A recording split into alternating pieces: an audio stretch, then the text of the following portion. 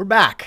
And in this video, we're going to be talking about your puppy training schedule. And this is something that it's funny because, I try to answer as many comments over the course of the week as I can. And sometimes it's pretty challenging. Like there are tons and tons of comments every single day, but I do my best to try to make sure that I'm there and I can answer as many as I can. But in one day, I think it was on Monday, in one day we had 3 people ask specifically for this topic about their puppy training schedule. Smart, really. Yeah, for sure.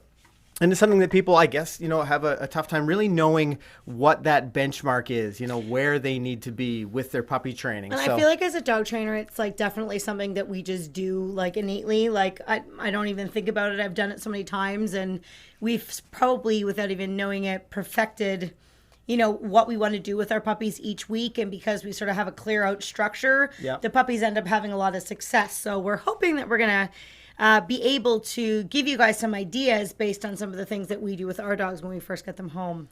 For sure. And I know crazy. We have a new monitor just above us so that our we can see faces are very large above you right now. What the heck is going on. But so what's so exciting about this episode is, we, if this is your first time here, my name's Ken, this is Kayl McCann, and we are professional dog trainers at McCann Dogs. And at McCann Dogs, we've helped more than 90,000 dogs to become well-behaved, 4-legged family members.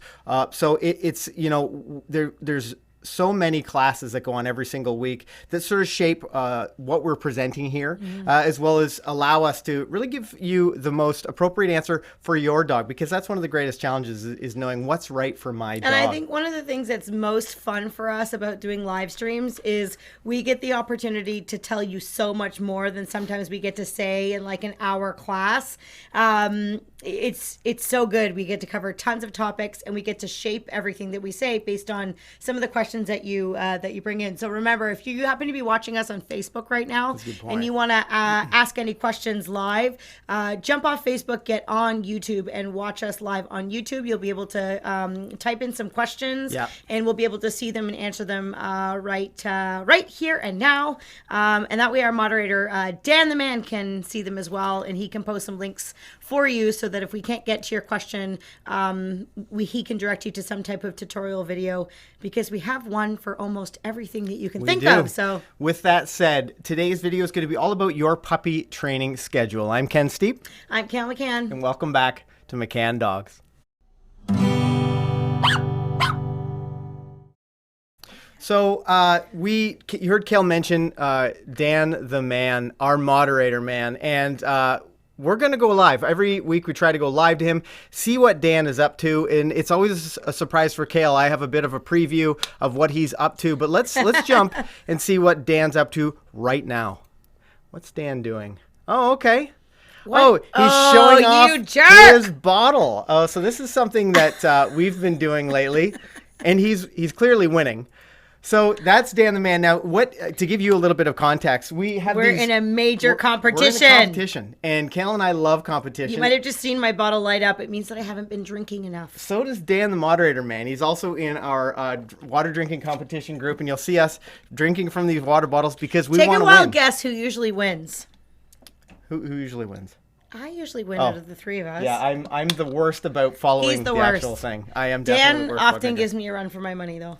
Yeah. So in these live streams that we do are for you. So this is the perfect time to ask your questions. YouTube is a rather one-directional experience, and I do my best to answer all of the comments. But now is the time, if you've got your puppy training questions, to let me know or let us know, what sort of things you're struggling with. But right off the top, I'd really love to know where you're joining us from, where you're watching the train station from. His geeky image. All aboard the dog training train. And thanks for joining us. I love how Ken somehow jumps into being in a Western whenever he says that. Yeah, I don't know. It sounds kind of funny. Actually, I want to give a huge shout out to a special viewer that we've got. And actually, this viewer was in our Head Start class the other day, and was really excited to be in the McCann Dogs training facility. Had some great comments and questions for our instructors in the Head Start Hall. It was Kim and instructor Christine that mentioned. Our instructors were very impressed by this person. They were very impressed. And I want to give a huge shout out to Parker, who watches the train station, loves the YouTube channel, and is actually training with his family and his dog in our Head Start program. So hello, Parker. It's so nice to have you here. Did you mention Parker's age? He's quite young. I don't know how old. 9 years old. Pretty impressive. And he was asking like the most amazing questions in the class with all of the adults. We were like blown away. Oh, super, super cool. So hello, Parker. Thanks for joining us, buddy. Thank you for watching our videos. And let's see where people are watching us from. So there's lots of people that are joining us. So USA, Ohio, Ontario, Canada, Durham, North Carolina, nice. Oceanside, California, Australia, Virginia, Maryland, Cleveland, South Bend, Iowa, Western Australia. We have lots of people that join us from Australia and New Zealand. Maybe you can pick up there because I don't want to get too far behind in my water drinking competition. You're ridiculous. Missouri, Cambridge, New York, Park City, Dallas, Texas, Myrtle Beach, Toronto, nice. Brisbane, Australian, I don't know why I said that, Australia, an Australian from Australia. Nova Scotia, South Carolina. That is amazing. Look at all you guys writing in. Really cool. So thanks for joining us wherever you are. Thanks for hopping aboard the dog training train. My little brother happens to be online right now. The other Dan the man. What's up, D? The other Dan the man. Yep. So Wisconsin. The other thing I wanted to mention. So this is especially important. If you have clicked from Facebook and you're especially if you're on mobile, you're probably still inside the Facebook window. So definitely close out, jump over to YouTube, and make sure that you search for McCann Dogs, and you can join us here. You'll have access to some pretty cool features, and one of those features is actually a little card set up here. I've pre-placed some training videos for you. You can click on the little eye and see what's there. But the other interesting thing that I thought was kind of neat is what Kayl and I often do is Kayl races home from training her young dog in our young dog Beeline in agility. We get set up for what? I don't get to do that anymore. I actually have to work now right until I come. Oh, okay. It's not nearly as exciting for me. It's not nearly as exciting for sure. But she gets home, and then we get ready, and we do this live stream with you guys, and then we sort of have a date night. It's a bit of a decompression for us. Thursday date night. Yeah. So we love to go to the movies, something that we often do. Now, the hardest part of that is choosing what movie we go to. But I wanted to give the opportunity to choose the movie to you at home for us. So you'll see, if you click the card up there, you'll see Choose Our Adventure, and you guys get to pick what movie we go see. And I think the options that I gave you are Once Upon a Time in Hollywood. Sounds good. Yesterday, which is... It has Leonardo DiCaprio in it, right, so I'm sold. Which is the Beatles movie. No, the one before has Leo in it. Yeah, that's Once Upon a Time in Hollywood. Then there's Yesterday, and then we've already seen Lion King, but I thought maybe some of you guys would be like, oh, you have to go see Lion King again. So it's up to you. You guys are going to choose what the... Go watch Lion King if you haven't watched it. Choose Our Adventure. So let's jump into it. I see lots of great questions coming in. I'm going to add some of these to the chat. So let's talk about that very first week home with your puppy. And this is for anybody that's watching right now that's planning, they're going to be getting their puppy shortly. This is the right video to watch for sure, the right live stream to join in on. So make sure you ask your questions. But let's talk about that first week home, the first couple of days. What are we really focusing on? Yeah, so when you get a new puppy and you're just getting them home, there's a couple things that we make sure that we do, and there's a couple things that we make sure that we do not do as well.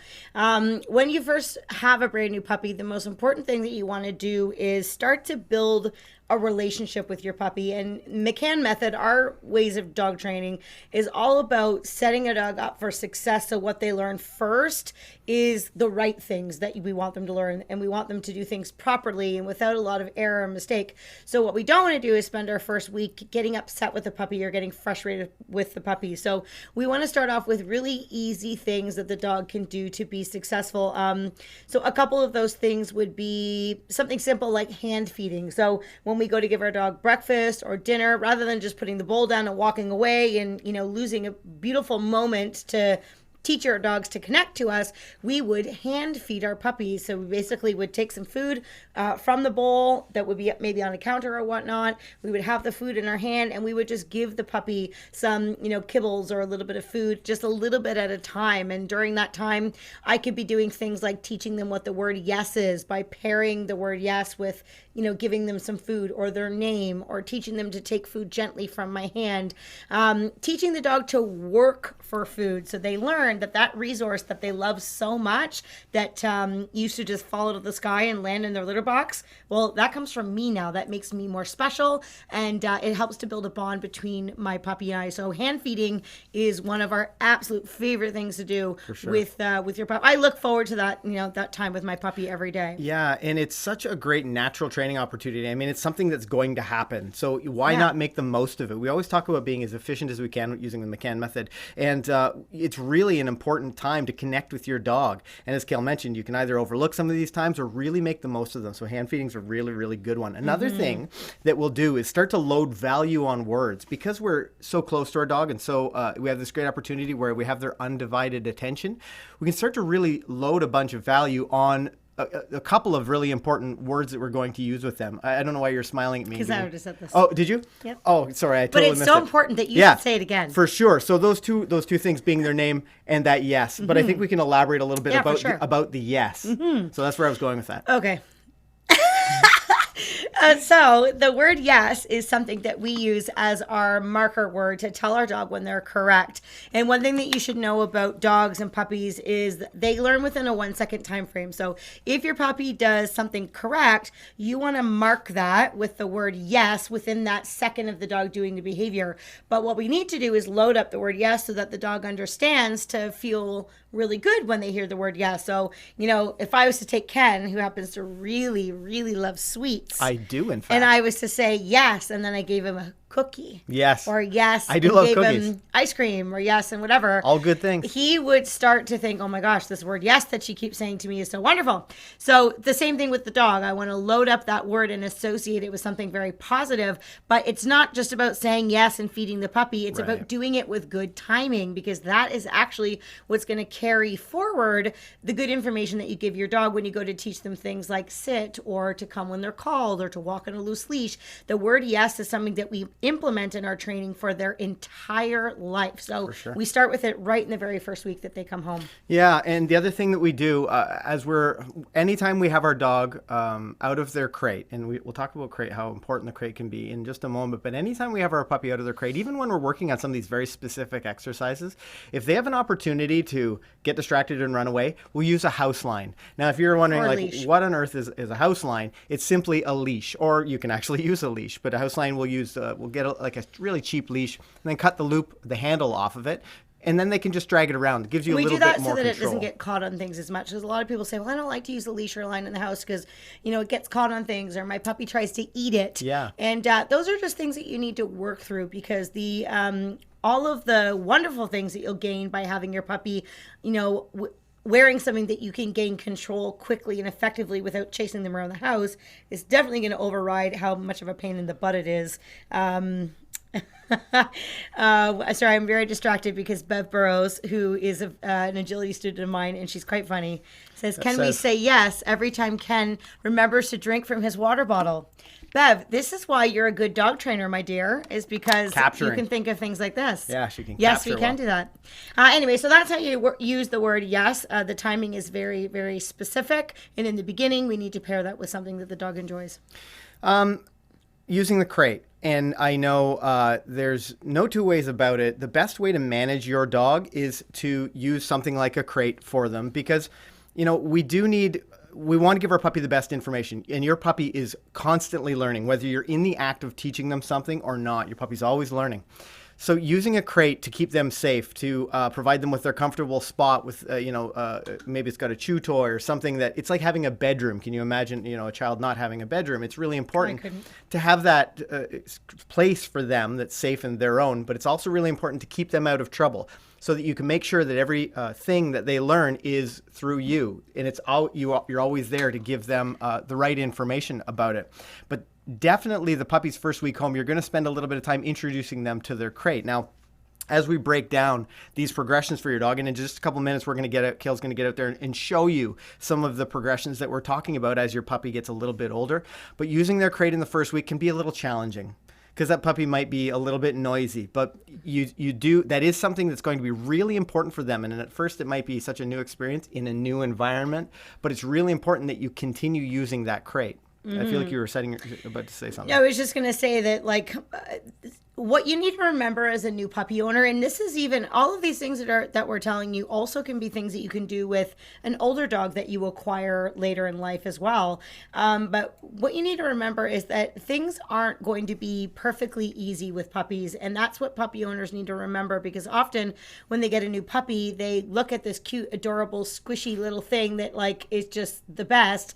And then a few days in, it's like, oh my God, this puppy's a hellion. It barks, it bites, it's crazy. And, you know, we have to deal with those things too when we get puppies. But what we remember is that if you just sort of put a little time in, that things do get better. So don't shy away if you run into trouble and your puppy is being a bit bratty, you know, with the crate or with certain things. You know, these things aren't like magic things that happen within 1 or 2 days. They do take a little bit of effort. In addition to the crate and the house line or leash, we would also recommend you use things like barricades or baby gates.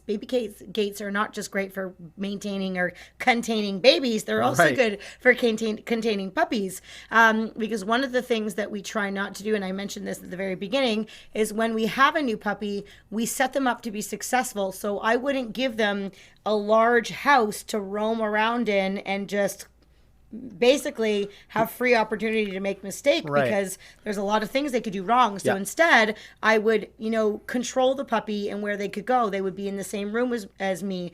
The line would be on. You know, if I have to have a shower and I don't want to watch the puppy, they would go in their crate for a few minutes. Or if I wanted to, you know, go down to the end of the driveway for a second, either the puppy would come with me or the puppy would go into their crate. So you want to manage that puppy all of the time when they're babies and they literally have no experience, so that they're not learning bad things that you then have to untrain. That's how you be successful.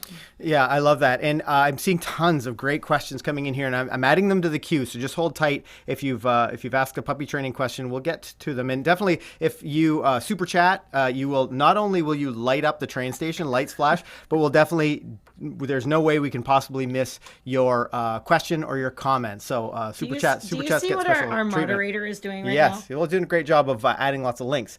So an important question that I saw right now from Christina Ramsey, and I like where her head is at, because she's understands maybe the challenges that might come with the first night. But what do you do the first night with the crate? And we often try to set ourselves up to be as successful as we can. What we do is a little weird.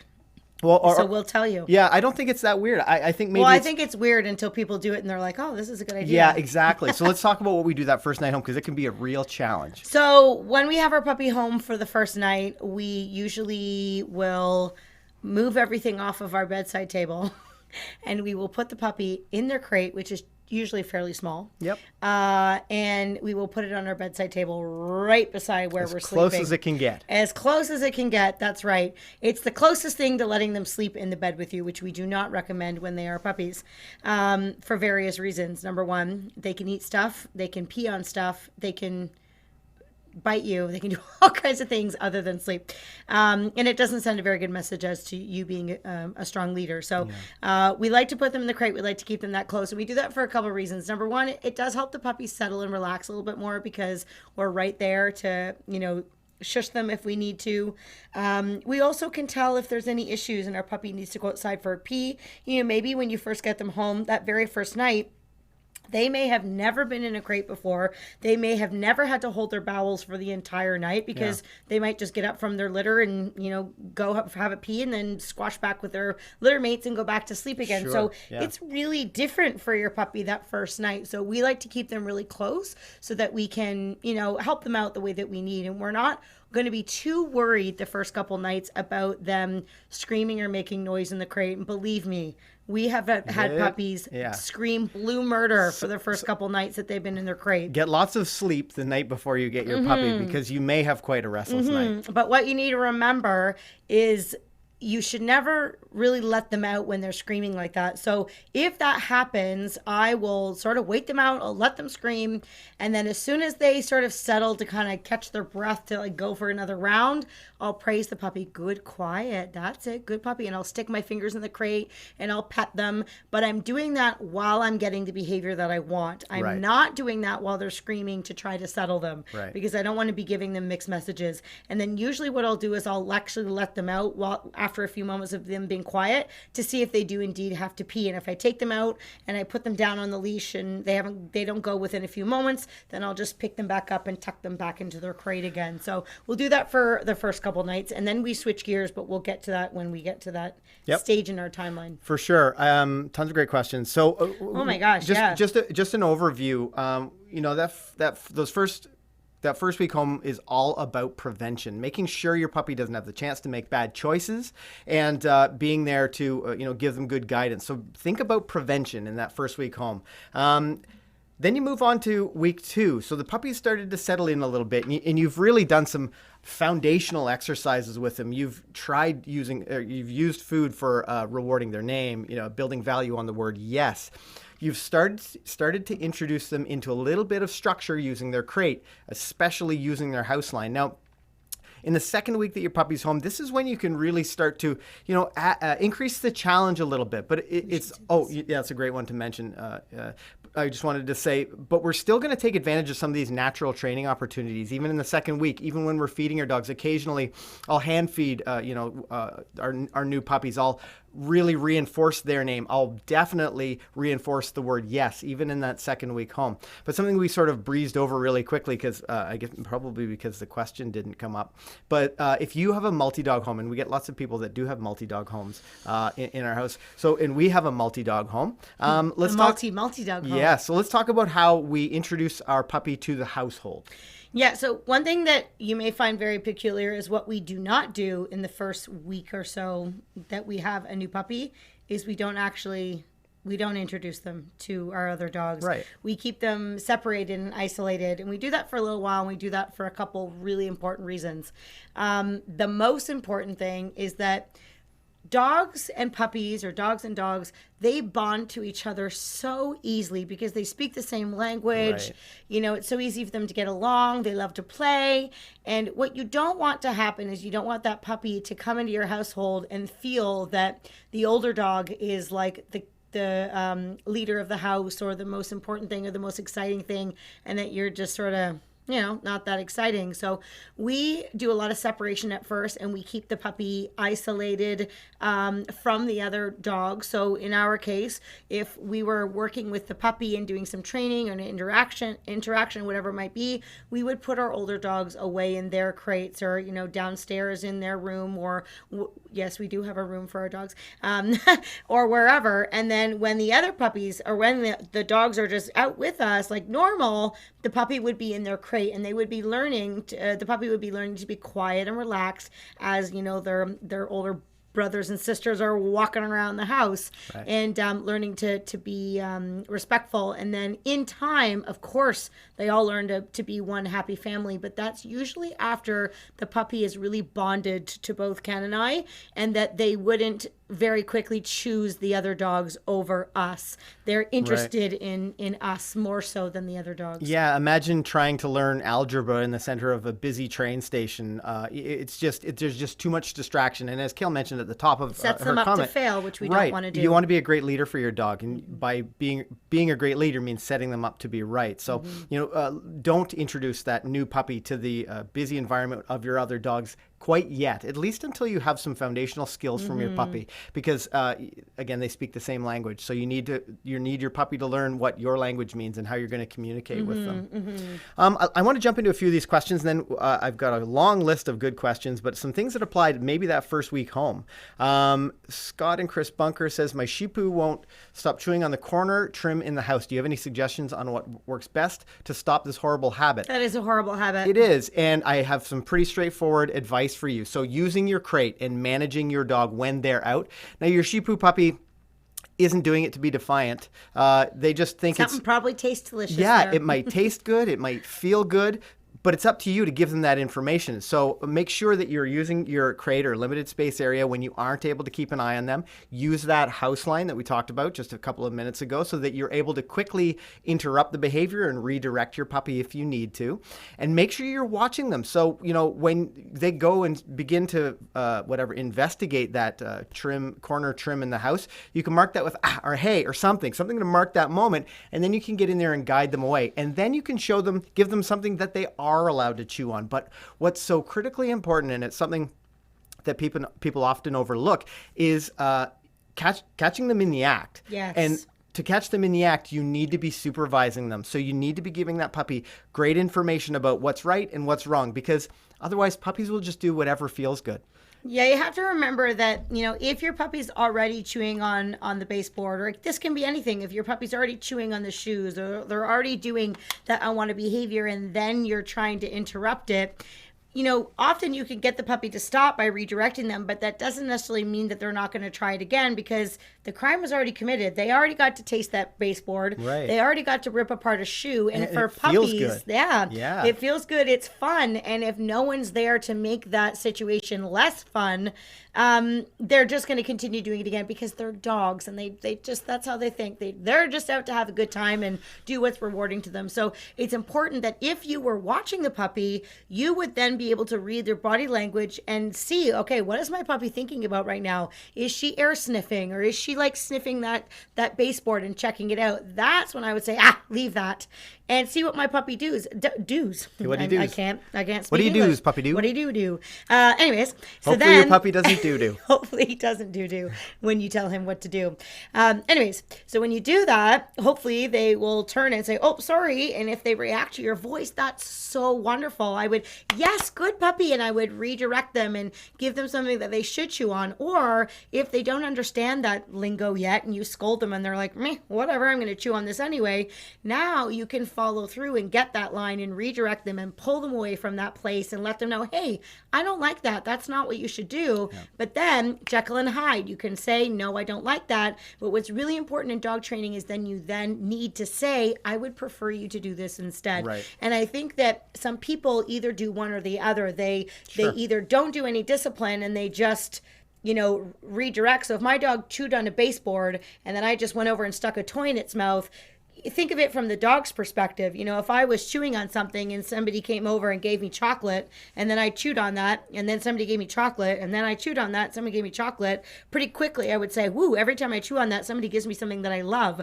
So you have to watch when you're dog training what your timing is, if they're doing something wrong. And again, guys, this can be applicated to all kinds of things in dog training, not just specifically chewing, but think about it. If they're doing something wrong, you need to redirect them first to, pull them away, let them know that what you're doing is not okay. Yeah. Then you need to say, now here's something instead, so that it makes sense and you're not confusing your dog. Yeah, so I'm just going to start. I just want to run through these. I'm meeting our new puppy tomorrow. Do we bring our current dog to meet her? Is that necessary? And Hopefully you Marlene, heard what we said before. Yeah, Marlene, if you didn't catch that part of the stream, then definitely check. You can zoom back and check it out. It's not necessary. So I see a couple people. Crafty Angels 99 says, I've got a golden doodle. He's about 9 weeks old, but it's hard training him to sleep in his kennel. And I also noticed someone else had mentioned something about that.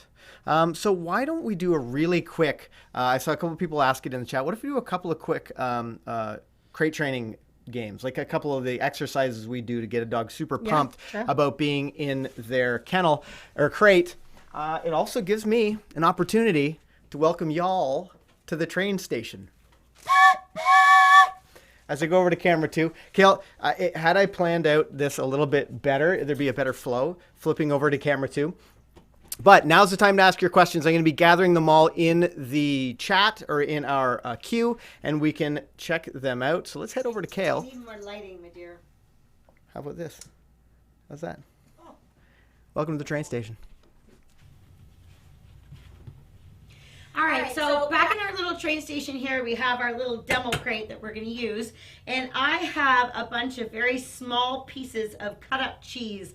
And this happens to be one of Hippie's absolute favorite rewards. So one of the things that I would do if I'm teaching my puppy to like going in the crate, and just so you know, if you had a young puppy, the size of crate that she's about to go into, we wouldn't put a baby puppy of this size into a crate this big. Often that will cause the dogs to have more bathroom errors or just more issues. So make sure you have a crate that's sized appropriately, but I want you to use your imagination for a demonstration that it would be a better fit. She's 5 years old now, so she can be in whatever size crate she wants to. So what I'm going to do is when I open the door to the crate, I'm actually going to automatically throw some cookies inside, and I'm just going to let her go in and get them. Get it.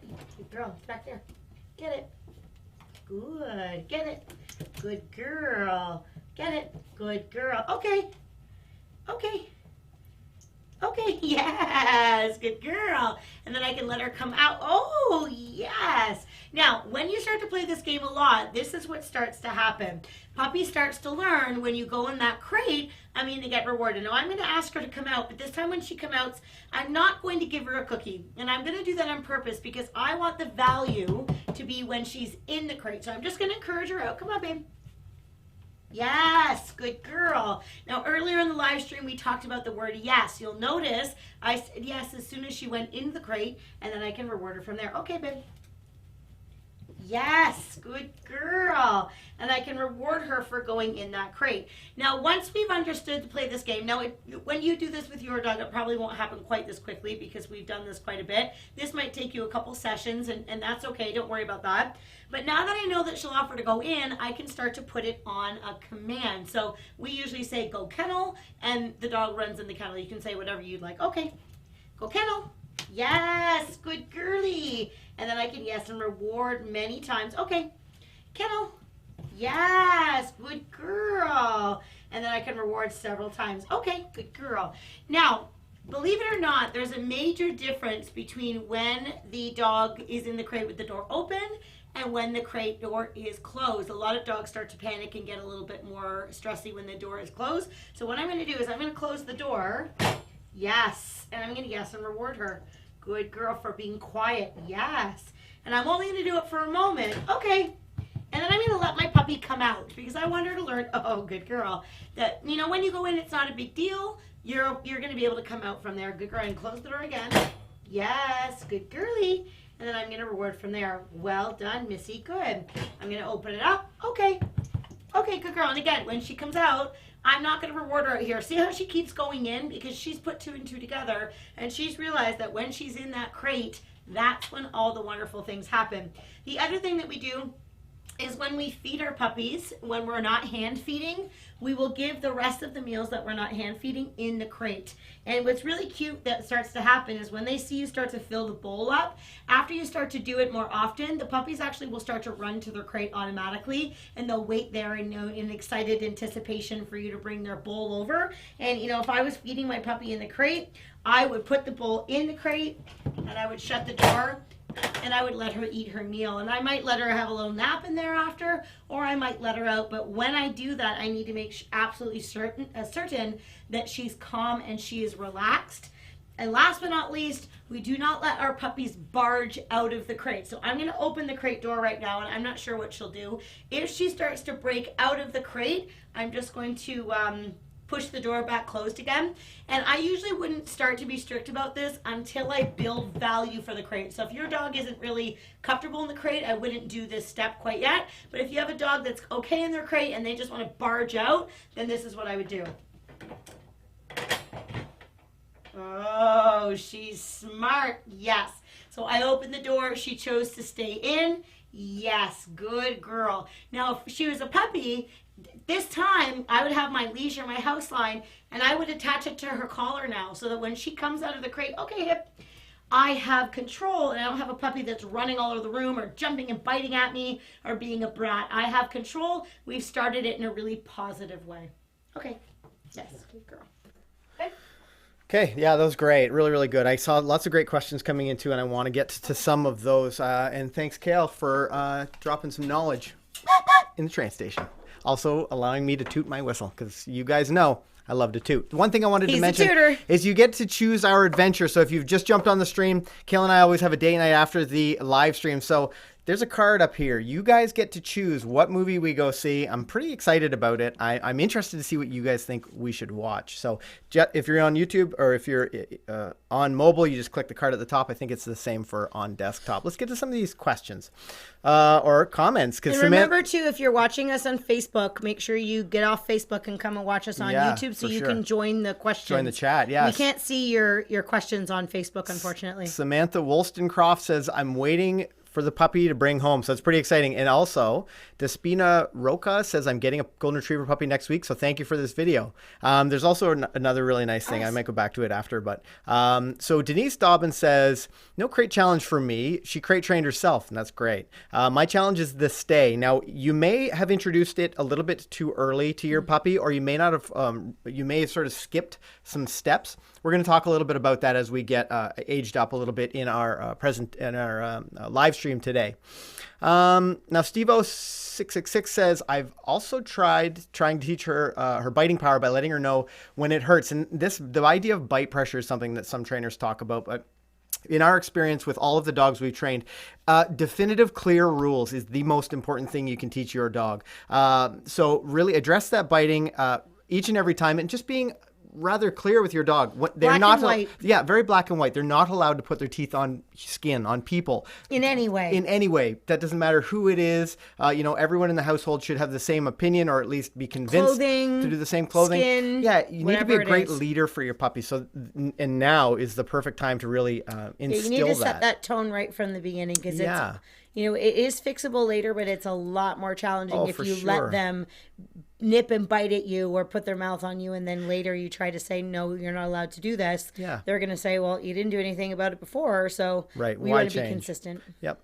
Gotta get that one. So Despina says, and this is a question we often get. Despina says, should I introduce my puppy to puppy pads? I live in an apartment at the moment, and I don't want him to learn to go potty in the house. Your instincts are quite wonderful. Yeah, so it's a challenge. I know some people are limited in their access. If you have a balcony, that would be ideal. Puppy pads create so much confusion for puppies. I would say, probably 90% of the questions we get on the channel about potty training, the challenges people are having, have at some point included puppy pads. So true. Being really proactive, and even if you're in an apartment, being proactive, taking your puppy out before they go in their crate, taking your puppy out as soon as they come out of their crate, after meal times, after play sessions. It's a lot of going up and down, but it's definitely the best information for your puppy. And that's really what we want you to have, is be able to give your puppy the best information possible, so that they're more successful and the training experience goes a lot more quickly. It's frustrating when you have these potty training issues, and puppy pads often create those kinds of problems.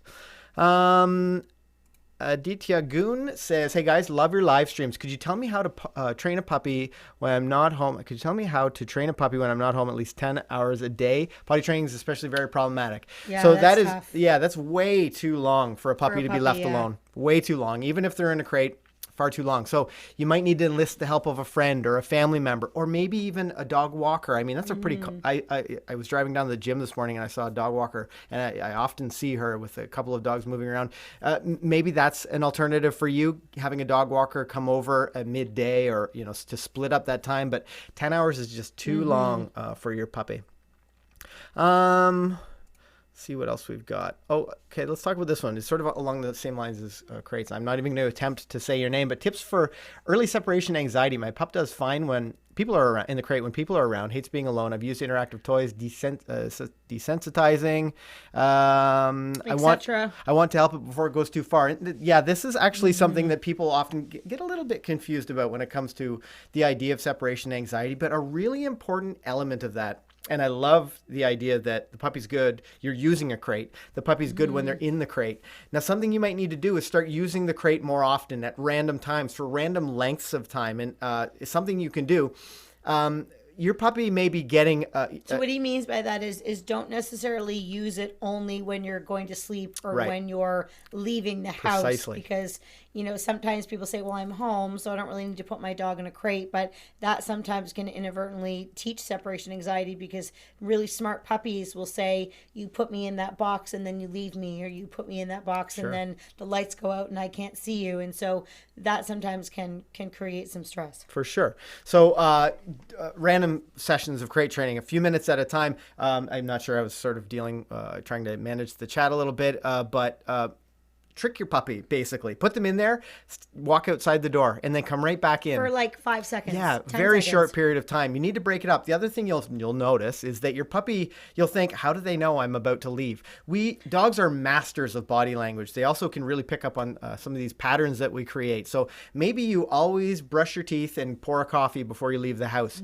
Your puppy knows the moment that you go into the washroom in the morning, or the moment you start to pour your coffee, that they know he's leaving. They're leaving the house. So try to break up some of these things. So leaving them for short periods of time is great. Be proactive and maybe give your puppy a Kong with like something delicious in it before you start that process to interrupt that cycle, because it's just sort of a positive feedback cycle for your puppy. They see you're leaving, they get more stressed. You do leave, they go in their crate. Now it's quite uncomfortable for them. The other thing that's really important when you're dealing with a bit of separation anxiety is most of the time what the puppy really wants is to see you and to be with you. So if you leave and the puppy is really anxious or making noise and barking, and then you come back in the room to address it, which is what we would normally recommend if a dog was making noise in the crate, we would actually say something a bit different for separation anxiety specifically, and we would actually use you coming into the room as the reward. So if I had a dog that was a bit anxious or making noise or separation anxiety, whatever it is, I would wait until I couldn't hear anything from the puppy for a while, and then I would walk in and say, good puppy, that's good. Because sometimes the dogs will be going on and on and on. You walk in the room and they're like, oh, thank God you're here. And it's like, oh, I bark and it brought you back, and it brought you back. So you have to be a little bit or aloof when you come home. Yeah, and you have to use your common sense as to, as something that you're doing accidentally reinforcing the wrong thing. So just be aware of that. Hopefully good. And it looks like Michaela says, awesome. Been doing more of that. So just wanted to make sure I was on something of the right track. Yeah, good to hear. That's great. Let's go to, and this is again on crates a little bit. Christopher Hall says, how do I stop my dog following me everywhere without crating her? Now, I will say, Christopher, that definitively a crate is the best way to manage your puppy when you... And also, if your problem is that the dog wants to follow you... It's a pretty good problem to have. That's a great problem. Yeah, Problem. For sure. Alternatively, Christopher, if there's some reason why you can't use a crate... Sometimes you want some downtime. Yeah, you can teach your puppy to go lie in their bed. And in the second... We've just arrived at the second week. This is going a little more slowly. We have tons of great questions. That's why. But we'll get to it. Kayl did mention that this would be a longer process. Are we going to have enough content? I was like, oh my God, we could write a book with all of this stuff. Yeah, we have lots of great stuff. So hold your hats and get your notepads ready. But teaching your puppy to go lie in their bed, and Dan the man, our moderator man, I think he'll be able to drop that link in the chat for you, Christopher. But that could be a really helpful skill for your puppy and give you, an exercise to do when you do need a little bit of freedom. Now let's get back on track. Tons of great questions set up in the queue. Let's talk about week 2, because this second week that your puppy's home, they've settled in, you're going to need to start doing a few extra things to give them good, clear information. And let's talk about the first one. Yeah, so I said before, we do a lot of hand feeding. What we'll start to do with those meals is we'll start to use them to teach our dogs, use those moments where the dog is hungry and now starting to learn to kind of pay attention to us for food. Now that we've established that, now we can start to introduce maybe some new behaviors to the dog. Simple things like luring them with treats into a sitting and standing and lying down position, or, maybe a few basic tricks, things like that, where we're just teaching the dog to work for us with something that they want, like their meals. The other thing that we'll start to do is, instead of just doing word association with their name, like we mentioned before, now I might actually start to teach my puppy to respond to their name away from a distraction. And what a lot of people make the mistake in is often they will just call their puppy's name and be like, why are they not responding? They just assume that puppies come to the house knowing what their name is. We had a great staff meeting last night. We were talking a lot about, dog training, as we do. And we were sort of using the analogy, if you went to a different country that you had never been to before and they spoke a different language, and somebody was trying to ask you to do something and speaking in a word that you've never heard. And as you looked at them as if to say, I don't really understand, and they just continued saying it to you and maybe raising their voice and getting frustrated, can you imagine how awful that would feel? And your puppy's the same way. If you're calling their name and getting angry, and you haven't done the repetition and repetition and repetition that it takes to teach your puppy to respond to a verbal command, and it takes a lot of repetition, guys, it's not fair to put that expectation on a puppy before they are ready. So, in the first couple weeks, we really are in the teaching phase. So here's the command that I want you to learn, or the hand signal that I want you to learn, and here's what I want you to do when I give you that cue. So using response to name as an example, and of course you can insert whatever command that you want to work on for this. I would say my puppy's name, and then I would move over and I would go right to my puppy and I would put some food on their nose, and then I would lure them towards me, so that I'm not saying their name and crossing my fingers and hoping that they turn. I'm giving them a command, and then I'm showing them 1 second after I say the command exactly what I want them to do using some food. And that's great positive reinforcement. It teaches your dog to be successful. It teaches them to be happy to work for you. And it's not till later do I put them through the proofing phase where, they're around a distraction and I say their name and I expect them to turn all by themselves every single time. We do expect that of our dogs now, but when they're puppies and it's the first couple weeks, we don't demand that type of expectation from our puppy. We help them so that they're not being wrong. Do you guys remember this? And I'm so happy that I still have this in the queue, or in a setup on the live stream rig. But do you guys remember this thing? We often talk about this, and this is so important, is teach, then rehearse, then add distractions, increase expectation, then take your show on the road and try it in some new places. And that kind of thing, when you skip steps is when you start to have some inconsistencies, and you can be really unclear for your dog. So really follow that. Kayla is quite sage advice. Lots of people asking about nipping in the chat. And yeah, we can talk about nipping. And Dan, the moderator man, way ahead of schedule, has dropped the link for the Teach Your Dog to Stop Biting video. And we have really and I would recommend, if you're having any nipping problems, I would 100% go and watch that video.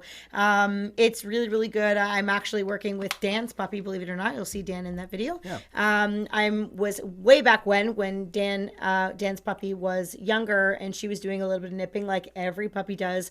We did a little demonstration with her, and she's such a great little student.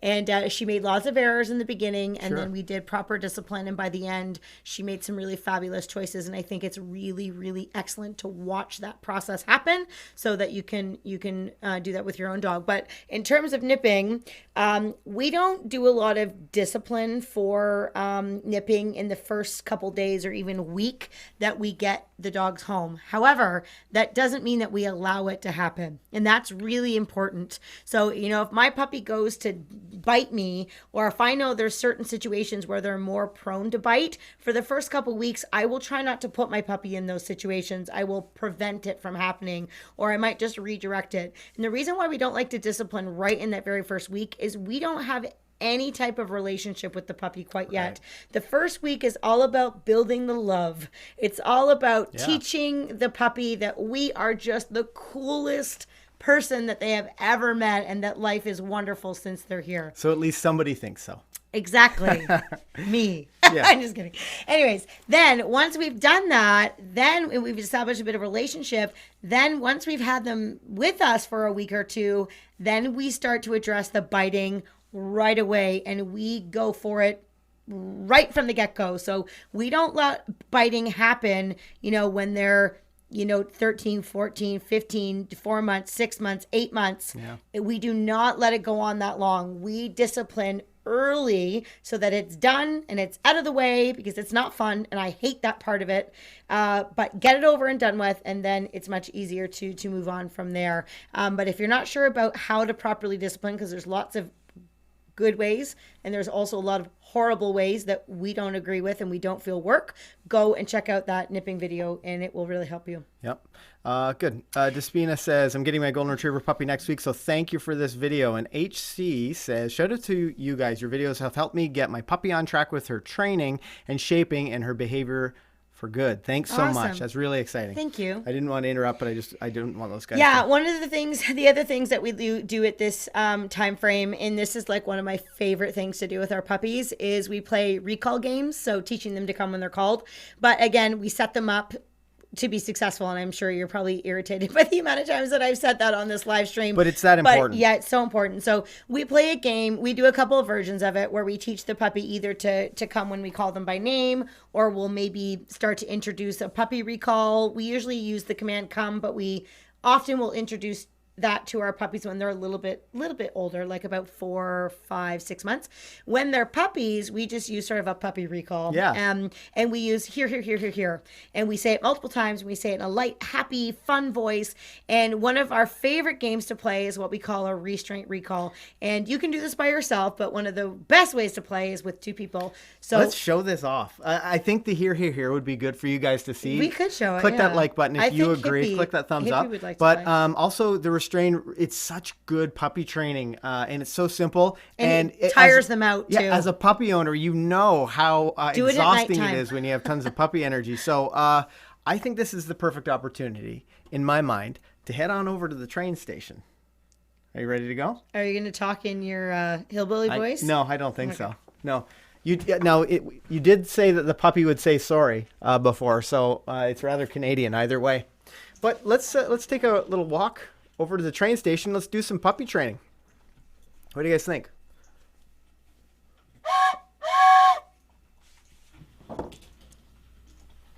Okay, keep it shaker.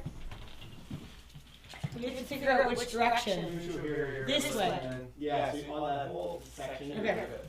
So when you're doing this, I would practice with your puppy on leash. So I'm going to put her on leash so that I'm setting a very good example for you. But I would put them on leash because it would just ensure that she can't really go anywhere. Are you going to hold my puppy? Oh, you're going to do restraint or you're going to do here first? No, I'm going to do a restraint recall. Hippie wants to show how much she loves her crate first. That worked. Okay, so to do this, you need 2 people. You can hold my puppy. Okay, so you need 2 people, and I have her on a leash, and this is to ensure she can't run off and do something else. And I have a handful of cheese, which we now know Hippie loves very, very much. And what I'm going to do is I'm going to put this cheese on her nose, and I'm going to tease her so she's like really wants to come to me. And when I say her name or hear, your partner needs to let the puppy go so that they can. Communication is key. Yes, communication is key. You should do it in a much bigger space than what we are doing it. But we're going to give you like the short version. All right, so I have food in my hand. Another important thing that you should remember is you should not use the leash to pull or tug your puppy towards you in any way. We want to keep the leash loose on the dog's collar. This is just a backup. It's not really part of the exercise. It's just to ensure you have safety. Safety first, everybody. Okay, so here's the food on my puppy's nose. Whoa, her eyes are very wide with excitement.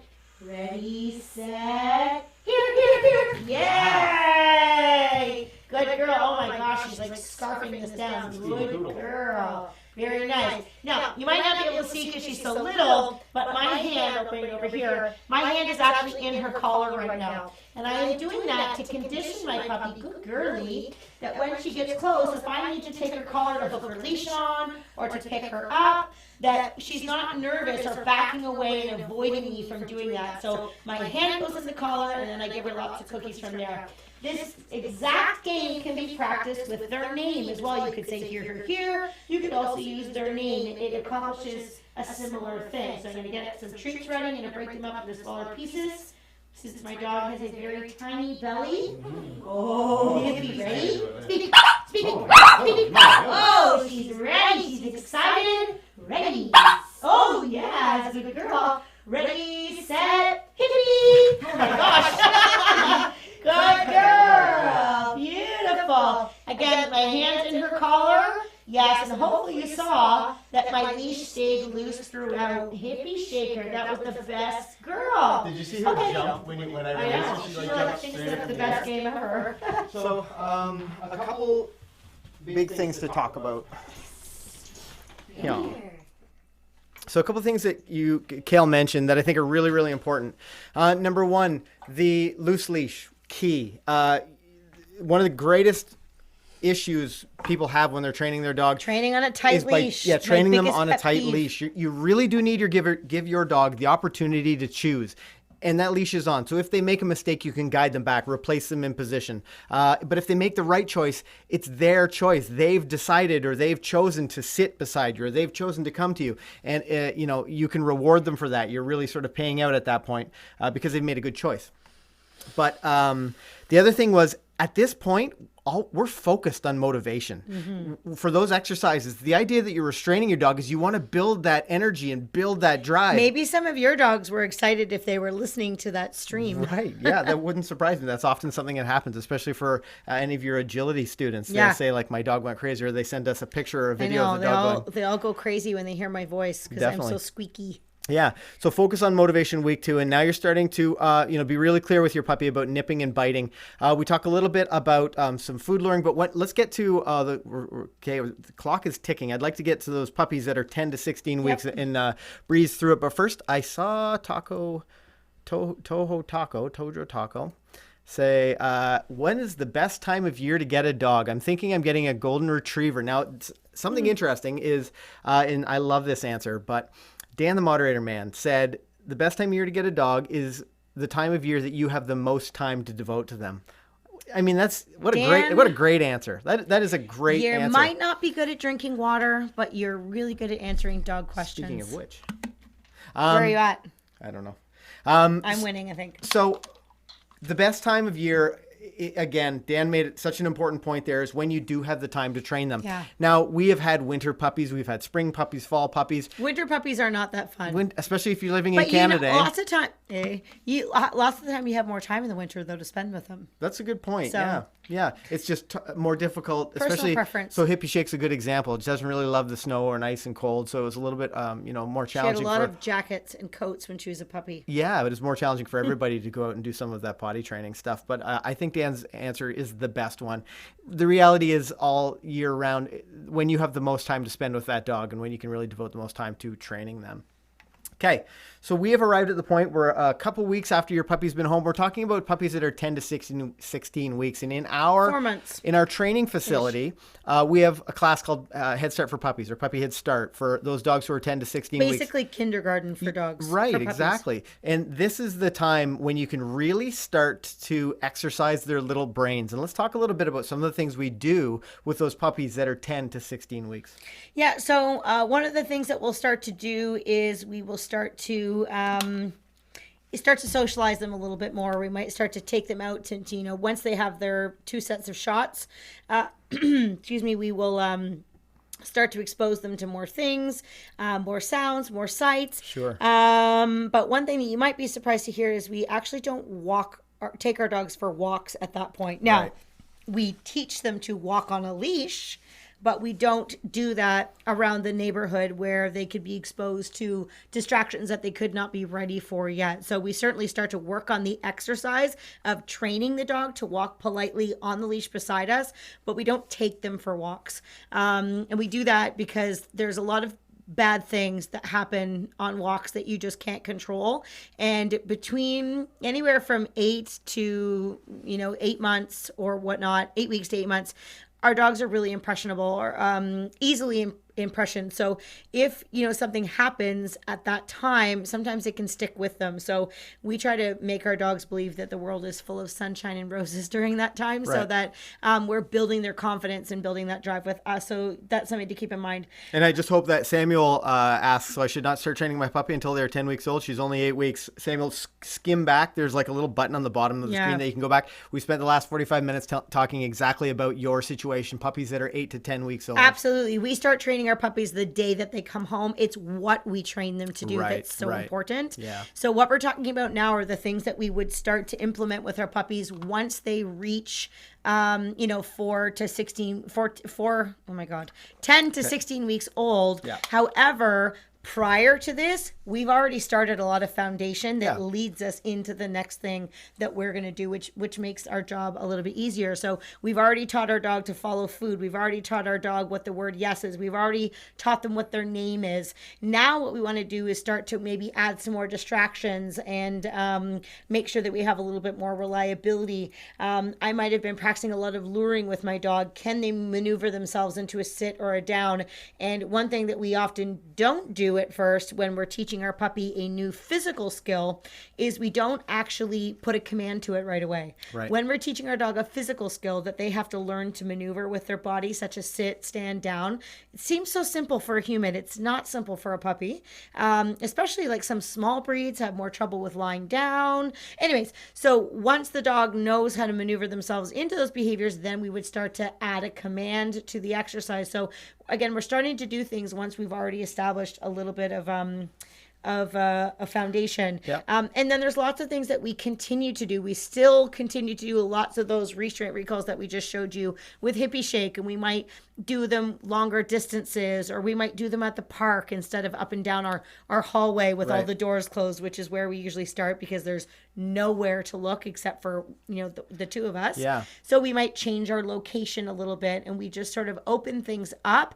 But what's really, really important to remember to be a good dog trainer is that you need to recognize when your puppy is getting to the point where they can't succeed in the situation that you're putting them in. And that's something that's important when you have a puppy. So if you say, train them in your kitchen and all of a sudden you go to the park and you expect your dog to do exactly the same thing without doing the work that it takes to get there, you're not really setting your puppy up to be successful. Should they eventually be able to do everything in every location? Absolutely, they should. But you want to remember that if you change the location, you might want to go back a few steps in your progress or progression in your exercise so that it's easier for them. Yeah. Do we want to talk a little, just for a moment about?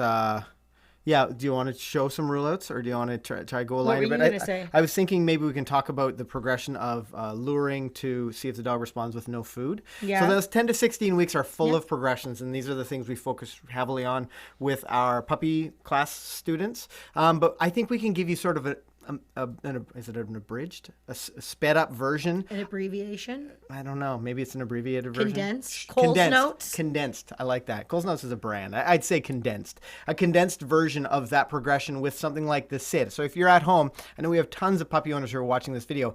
You don't want to always have to use food in your training. It's always nice to be able to jackpot reward and surprise your dog, but we don't want to always have to have food. We love to use food in our Yep, training for sure. initially, but we also are believers that you shouldn't need to have food in order for your dog to listen to you. Right. We do eventually want to train to a point where the dog's listening to us because they love us and they want to, not because they look in our pockets or see if we're wearing a bait pouch and then decide whether they're going to pay attention or not. Yeah. But there's a pretty specific way that we achieve that, because sometimes people make very common errors that teach their dogs to be reliant on food, and when they take the food away, it's just like a total disaster what's going on in front of them. So maybe that is a good thing to show. Yeah.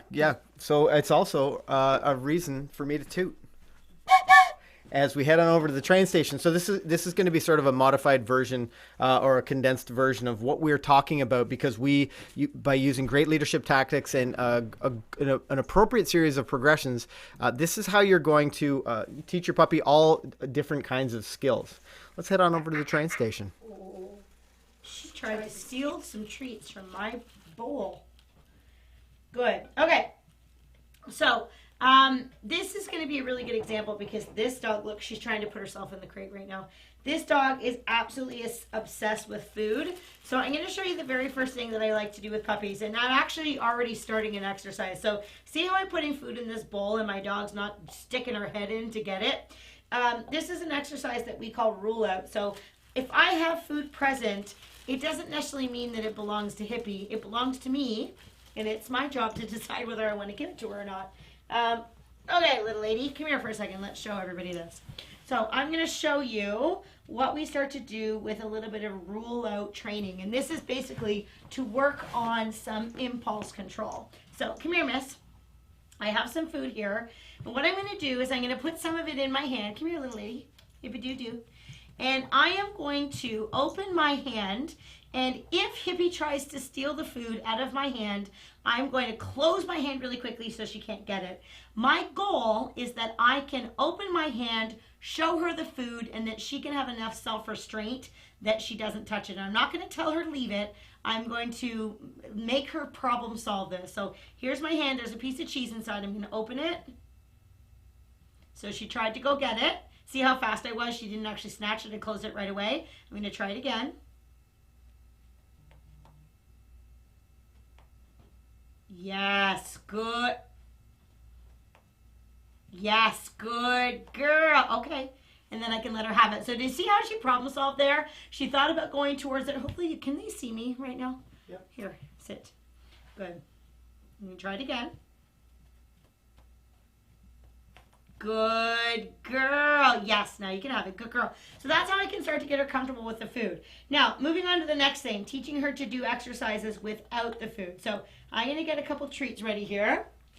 And I'm going to maybe work on the down exercise. So I'm going to start with that. So when I'm beginning this, I would actually start with food in my hand. So I would put food in my signal hand, down. I would say the command, and then I would lure her into position. And then I would reward several times. Okay, good girl. And I would try that a few times. Down, good girl. And then I would reward her. So I'm already doing something extremely important. I am telling my dog the command before I'm letting her know that I have food in my hand. So I'm going to do it correctly, and then I'm going to do it incorrectly. And I want you to see the subtle but hopefully obvious difference between what I'm doing. So this would be the correct way. Down. Yes. This would be the incorrect way. Down. And then reward. Okay? The correct way. Down. Then signal. Or down. Then signal. So you'll notice the incorrect way, I had my hand on her nose, and while she was sniffing and looking at the food, I was telling her the word down. Now Hippie probably is not paying attention to what I'm saying right now because she's super excited about the fact that she's eating a handful of cheese. So what might possibly happen is when I go to say the word down to her, she's going to say, hey lady, where's that cheese you normally put on my nose when you tell me that command? So it needs to be down, oh good girl, and then signal her 1 second later. Now, once my puppy can do the signal with having food in my hand, the next progression would be, can she respond to it when I don't have food in my hand? Now, when I do this, I need to make sure first I've done lots of repetitions with the treats. And secondly, I need to make sure that my hand signal looks exactly the same. So hopefully you won't be able to see much difference. Okay, sit, good girl. So I'm going to say down, and then good girl. And then I'm going to signal her 1 second later. And if she goes, I'm going to keep my signal hand in position, and then I'm going to reward her generously by moving the food to my signal hand. And I'll tell you why in just a second. Down.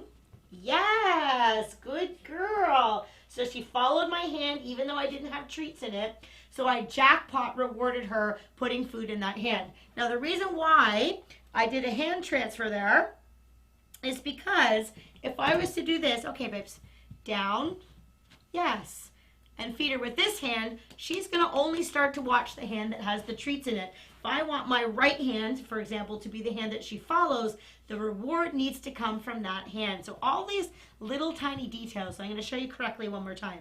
Down, signal, yes, she went without treats. I'm going to transfer the food into my signal hand. Yes, good girl. And I'm going to reward multiple times. Okay, good girl. And if you can have good timing and consistency, the dog is going to start to learn to do it without food. And this is how we transfer going from what we call a lure. So if I'm luring or bribing, that would be me saying my commands and showing her the food all at the same time. I need to go from that to being able to say down, sit, stand, sit, down, good girl, yes. And then rewarding her with a yes treat. But again, I did all of those commands without having her need me to hold food. And then of course, eventually, once they get really good at that, I can have no food. The reward's not present. Sit, good girl, stand, yes, sit. Oh, she's gonna throw all kinds of special things. Down, good girl, sit, yes, put them up, good girl, left, good, speak, tap, yes, good girl, hop, come here, hop, she's got to go from the left. Hep, hep. Yes, I forgot you're a lefty. She's got to come from the left side. So that's what I'm going to work on so that she understands to build a progression. Look at my crazy dog. Okay, I'm done my demo. Okay. Well, dropping some knowledge bombs here in the train station. We're going into overtime, and you know what? We just don't care. I think we were really focusing. I love the idea that we focused specifically on puppy, and we're looking forward to seeing what they choose as our movie. We're about to get, yeah, me too. We were about to get to dogs that are 16 weeks or older, but I think we can save that for another live stream. Like you guys have been amazing, asking tons of great questions. Information. Let's see what sort of questions have come in. So I've seen a couple of really good ones. Linda Russell asks, do you use a clicker? And we do use a clicker for some exercises when we want very specific. Very specific. It actually innervates a different part of your dog's brain. So the precision is what's so great about a clicker. However, we want to be able to give our dogs great information 100% of the time. So having a clicker prepared for when our dog makes a great choice isn't necessarily the best strategy, but we always have our voice with us. And I don't know whether you're here at the beginning, Linda, but we talked a little bit about loading the word yes. So to mark those moments when your dog makes a great choice, you can use the word yes. And what's so great about that is you always have it with you. It's always ready. Your dog makes a good choice. Yes, mark it. And then you can reward them. You just want to get good at like recognizing that you're not using. So we try not to use yes as praise. So like yes, yes. It just starts to lose its meaning. So yes is that marker that you use specifically when something great happens. And then we love praise, but we would say things like good girl, good boy, good sit, good with me, or whatever it might be. But save that yes to be used very specifically and especially for good behaviors. For sure. Talking about some puppy stuff, a boot. I send it. How do you keep a collie mentally stimulated? And I know Dan the Man dropped some really important, really great videos, probably maybe even a playlist in the chat. But it's all about doing those engaging things. So one of the things that drives me crazy right now is the idea of dog enrichment. And so many of these enrichment things that people are suggesting don't involve the human. It's like, here's an enrichment thing for your dog, a puzzle, or do that by yourself while you walk away. They jump in a ball pit. It's like giving your kid an iPad. It's exactly what it's like. It's absolutely the same. And I love that analogy. I think that's so important. But it's okay to do sometimes. For sure. Absolutely. But especially when they're young, focus on things that you can do with you that really encourage your dog to listen, and it really allows them to understand that you're worth listening to, because when they make a good choice, they're rewarded. When they work a little bit, they're rewarded. It's just so important when we talk about enrichment these days, and it's a bit of a dog training buzzword, but focus on enrichment with you. Enrich your relationship. Be a great leader for your dog. Really focus on those kinds of things, regardless of what your dog's age is, but especially when they're a puppy. Now, I'm really interested to know, in the Choose Our Adventure, we've had tons of great questions on today's live stream, but I'd like to know, see if I can refresh this. What did you guys choose? What movie are Kayl and I going to go out and see here? Oh my. Yeah, see if I can find it. I'm not sure I've got to get past this ad, I guess. But just let's summarize really quickly. As you get your dog to 16 weeks old, you can start to be a little bit more formal about what you're doing with them. Let's talk about that just as we jump from puppy training into the next part of their life. So for example, we don't teach our 10 to 16 week old puppies to walk. We call Let's Go in a leash, on leash, at our side. We don't do a lot of like crazy puppy socialization in public places either. Right. But after 16 weeks, once your dog's had that great foundation of good information, then you can start to increase the challenge a little bit. Basically, just to summarize, the goal is to set your puppy up to be successful in the beginning. Show them what you want to do. Don't expect them to come knowing things. And don't be a step skipper. Yes. And follow this. Yes. This is going to be helpful for you. And remember that puppies do require a lot of rehearsal. That letter R is really important there. Repetition is huge for puppies. And, what you need to remember is that puppies and dogs are learning all the time, every single second of the day, whether you think they are or not, and whether they're good things or bad things. So if your dog is rehearsing poor behavior a lot throughout the day, I hate to tell you, but that's not your dog's fault. That's your fault. Right. Because you're allowing that to happen. So really try to learn, and hopefully we gave you some ideas today to be helpful, but hopefully you can learn how to manage your dog better in a day so that they're not learning bad things that you then have to fix. Puppy training is all about molding and shaping your puppy into being exactly what you want them to be. Right. And, you know, we do believe sometimes you do have to implement discipline and those types of things into our puppy's life, because we can't just let them, rule the roost and, make poor choices. But our goal is not to set them up to fail, to tell them they're bad. It's to set them up to succeed, right. Let them know they're right. And then when we get to that proofing phase where they are, maybe going to make a few mistakes, we can then say, we don't like this, but hey, remember this thing that I showed you and that you learned how to do, 100 times? That's what I want you to do instead. And that's really the absolute best way that you can have a puppy that doesn't drive you crazy and that you love. Sage words of wisdom from Kayl. You guys have chosen our movie for tonight. So Kayl and I treat this as a date night after we do our live stream, which is tons of fun. We need a little decompression time. And Thursday nights we go out and we check out a movie. You guys have chosen Once Upon a Time in Hollywood with 50% of the vote. And so Kayl wins, I guess. I didn't really, either way. I actually don't. I like any of those movies, but yes. I just think it's funny that that we get to watch a movie with Leonardo DiCaprio. Also, sure. I would just like to note, Also, let's just mention Ken is officially kicking Kayl's butt. No, that can't be. In the water challenge. There's no way. I literally just finished my bottle. I must have drank more.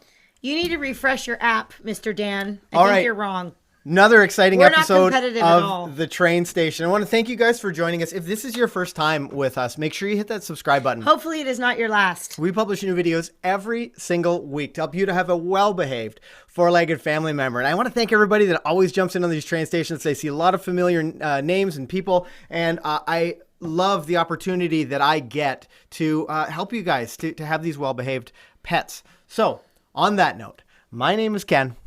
My name is Kayl. I want to wish you guys happy training. Bye for now, guys. Thanks.